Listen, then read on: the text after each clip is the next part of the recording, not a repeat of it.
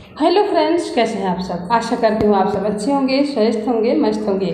बहुत ही useful tips लेके आई हूँ। दीपावली का त्यौहार आ रहा है तो अभी क्लीनिंग का काम बहुत ज़्यादा होता है। उस क्लीनिंग को आसान बनाने के लिए मैं बहुत सारी जानकारी लेके आई हूँ। उसके बाद हम अपने हेल्थ से कुछ रिलेटिव टिप्स हैं, कुछ हमारे गृहस्थ के सामान से रिलेटिव हैं, तो वीडियो को लास्ट तक जरूर देखें। वीडियो काफ़ी यूज़फुल है और मेरी वीडियो थोड़ी सी भी अच्छी लगे तो मेरे वीडियो को लाइक, सब्सक्राइब, शेयर करना ना भूलें, ताकि बहुत सारे लोगों को जानकारी मिल सके। चलिए बिना देर किए हुए जल्दी से बताते हैं। हमने एक बोतल की इस तरह से कट कर लिया है कटोरी, जिससे कि हमें इसमें क्लीनिंग का आइटम तैयार करना है। तो मुझे कटोरी, बाउल, बर्तन नहीं बर्बाद करना है, तो हमने एक बोतल की कटोरी बना ली है। उसमें हमने आधा चम्मच बेकिंग सोडा, ये आधा चम्मच नमक, उसके बाद डालेंगे सर्फ आधा चम्मच। इस तरह से तीनों चीज़ों को बराबर इस कटोरी में डाल लेना है। इस कटोरी इसलिए यूज़ किया, जैसे कटोरी वगैरह यूज़ करते हैं तो हार्पिक डालते हैं तो आपकी कटोरी ख़राब हो जाएगी। ये किचन के लिए स्पेशल हार्पिक है। इसको इसे भी 1 से 2 चम्मच इसमें डाल देंगे। इसको डालने के बाद इसे अच्छे से मिक्स करना है। इस तरह से देखिए, इसमें आधा गिलास के करीब पानी थोड़ा थोड़ा करके ऐड कर रही हूँ। और जैसे ही हम पानी डालते हैं अजीब सा रिएक्शन होगा, ये फूल करके पूरा जो कटोरी है ये भर जाता है। इस तरह से हमें चला लेना है, ताकि जो है सारी चीज़ें मिक्स हो जाती हैं तो उतना ज़्यादा ऊपर नहीं आता है। अब चलते हैं अपने बाथरूम में। जो हमारी बकेट होती है उसको हम जब इस तरह से नीचे रखते हैं तो कितना गंदा दाग पड़ता है ये नीचे की तरफ। तो क्लीनिंग तो हम कर लेते हैं, लेकिन ये अजीब सी स्मेल आती है और गंदगी हो जाती है, तो इसको साफ़ करना हमें बहुत ज़रूरी होता है। ये लिक्विड जो तैयार होता है, इस लिक्विड को आप डालकर 10 मिनट के लिए छोड़ दीजिए, आधे घंटे के लिए छोड़ दीजिए। उसके बाद आप हल्के हाथों से ब्रश को मारेंगे तो आपकी बकेट बिल्कुल चमक जाएगी। इसी तरह से इसको आप अंदर भी साफ़ कर सकते हैं और बाहर भी।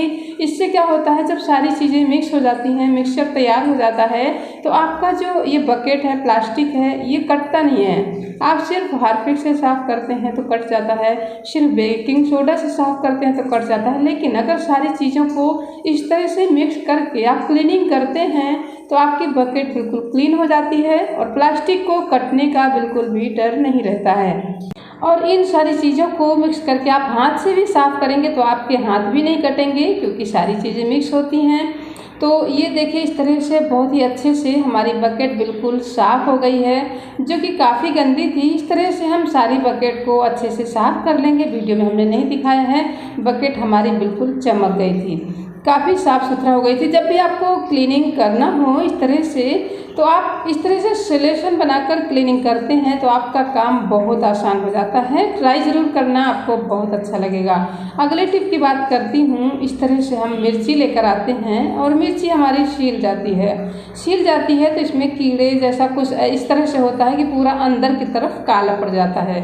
तो मिर्ची को आप काला पड़ने से बचाने के लिए इसमें पहले आप पेपर के टुकड़े डिब्बे में डाल दीजिए, एयर टाइट डिब्बे में। उसके बाद आपने जो मिर्ची रखी है, मिर्ची को आप डिब्बे में धूप में सुखाकर भी डाल सकते हैं, या कि हल्का सा तवे पर गर्म करके रख सकते हैं। इस तरह से रखने से आपकी मिर्ची सीलेगी नहीं और बिल्कुल 5-6 महीने तक, साल भर तक बिल्कुल भी उसी तरह से बनी रहेगी जिस तरह से आपने रखा है। तो आप इस तरह से ज़रूर ट्राई करना। मिर्चियों को रखने के लिए आपकी मिर्ची बिल्कुल भी ख़राब नहीं होगी और इसका कड़वापन भी निकल जाता है। मतलब जैसे हम ख़राब हो जाती है तो ये किसी भी यूज़ की नहीं होती है। तो इस तरह से एयर टाइट डिब्बे में छोटे छोटे पेपर के टुकड़े डालकर रखते हैं, आपकी मिर्ची बिल्कुल सुरक्षित रहती है। काफ़ी यूज़फुल टिप है। अगली टिप की बात करती हूँ। इस तरह से कढ़ाई, तवा मांजने के लिए हमें बहुत ज़्यादा रगड़ना, घिसना पड़ता है, तो हमारे बर्तन किसी तरह से साफ़ होते हैं, उंगलियाँ मुड़ जाती हैं। तो हम बहुत ही आसानी से इस तरह से, जिस तरह हमने गैस को ऑन करके रखा है और आधा नींबू का बिल्कुल छोटा सा टुकड़ा लिया है और उस टुकड़े को इस तरह से गरम तवे पे कर रही हूँ, तो थोड़ा सा हमने छोटा सा लकड़ी का इस तरह से कलछी लिया है। इस तरह से जब हम घिसते हैं गरम तवे पे, आपको ज़रूरत हो तो 1-2 बूंद पानी डाल दिए, नहीं तो आपको क्या करना है कि नींबू के रस, जो नींबू आपके ख़राब होते हैं घर में, उनके रस को इकट्ठा करके एक शीशी में रख दीजिए और उस नींबू के रस को इस तवे पे डाल दीजिए। जहाँ जहाँ नींबू का रस टच होगा वहाँ वहाँ आपका तवा बिल्कुल सफ़ेद हो जाएगा। तो आपको मांजने की, रगड़ने की, घिसने की बिल्कुल भी ज़रूरत नहीं है। आप इस तरह से अपने बर्तन को बिल्कुल क्लीन कर सकते हैं सिर्फ नींबू की हेल्प से। देखिए कढ़ाई का कितना ख़राब हालत हो गया है, बिल्कुल भी देखिए ये लगता है कि रगड़ेंगे तो मेरा हाथ ही दर्द हो जाएगा। तो हमने सोचा क्यों ना हम नींबू की हेल्प ले लें। देखिए इस तरह से पूरी कढ़ाई लाल हो चुकी थी और मुर्चा जंग उसके बाद जली हुई। तो जला हुआ जो दाग होता है वो नींबू से बिल्कुल सफ़ेद हो जाता है।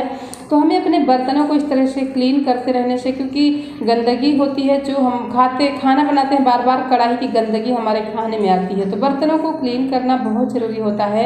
आप लोहे के बर्तन लें या जस्ते के या एल्यूमिनियम, कोई भी बर्तन है, जहाज़ के मोटे वाले बर्तन, कढ़ाई, सब में गंदगी होती है, सबको हमें अच्छे से क्लीन करना होता है। तो हम क्यों ना लोहे के बर्तन यूज़ करें। लोहे के बर्तन में उतनी ज़्यादा मेहनत नहीं होती है, काफ़ी आसान होता है। अगर आप नींबू की हेल्प से इस तरह से साफ़ करते हैं तो आपके बर्तन बिल्कुल झटपट से साफ़ हो जाते हैं। देखिए जहाँ भी टच होगा वहाँ भी बिल्कुल सफ़ेद कर देगा।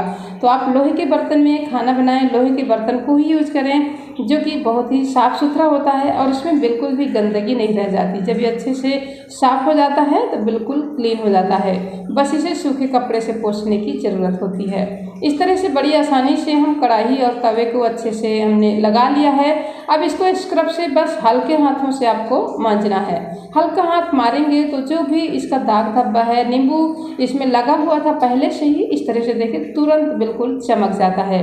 किस तरह से हमारा तवा बिल्कुल चमक रहा है, इतना साफ हमारा कोई भी तवा नहीं होता है। तो आप इस तरह से लोहे के बर्तन को, जैसे हमने बताया, काफ़ी अच्छा आइडिया है। हमारे बर्तन चमकदार हो जाते हैं और काफ़ी सुंदर दिखते हैं और ये इतने चिकने होते हैं कि बिल्कुल साफ़ होते हैं तो बहुत ही जल्दी साफ़ हो जाते हैं। चिकनाहट होती है इस तरह से, देखिए घिस जाते हैं। तो आप लोहे के बर्तन को नींबू की हेल्प से, या नींबू का रस जब ख़राब हो रहा है जैसे कि हमने पहले बताया, उसके रस को रख लीजिए। तो इस तरह से आप बर्तनों को अच्छे से साफ़ कर सकते हैं। अब आपको क्या करना है, हमने अच्छे से साफ़ कर लिया है, इसको धुल लिया, हल्का सा स्क्रब लगा के अब सूखे कपड़े से इस तरह से पोंछ लेना है।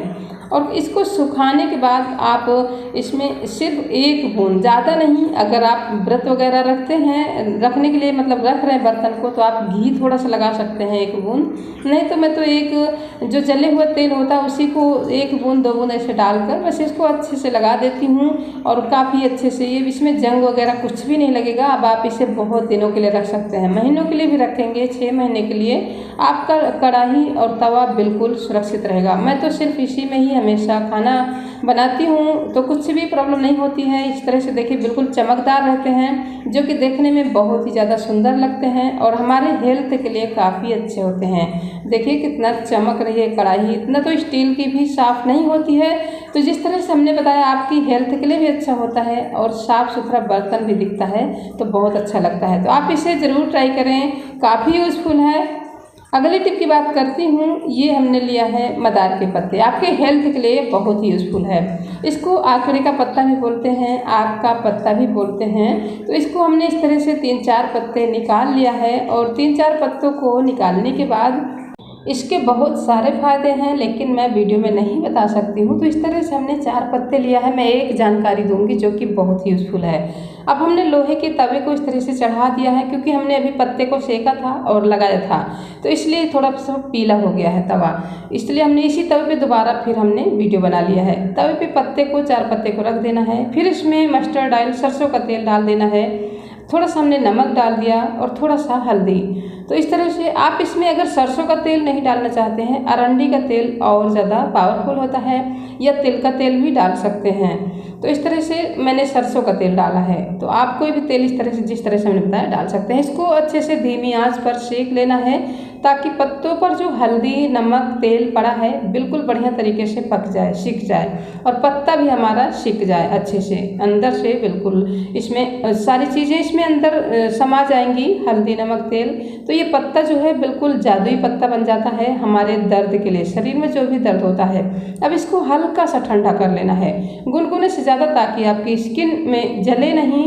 तो इस तरह से आप लगा लीजिए, एड़ियों में, हाथ में, कलाई में, कंधे पे, कमर में, जहाँ भी आपको दर्द होता है इस तरह से आप लगा दीजिए। इसको एक कॉटन के कपड़े की हेल्प से बांध दीजिए या डोरी से इस तरह से रात में बांध कर छोड़ दीजिए, रात भर बंधा रहेगा। सुबह इसको हल्का सा गुनगुने पानी से धुल लीजिए, आपका दर्द छूमंतर हो जाएगा। अगर आप ट्राई करेंगे तो आपको पता चलेगा कि कितना ये यूज़फुल है, बहुत ही ज़्यादा यूज़फुल है। ज़रूर ट्राई करना।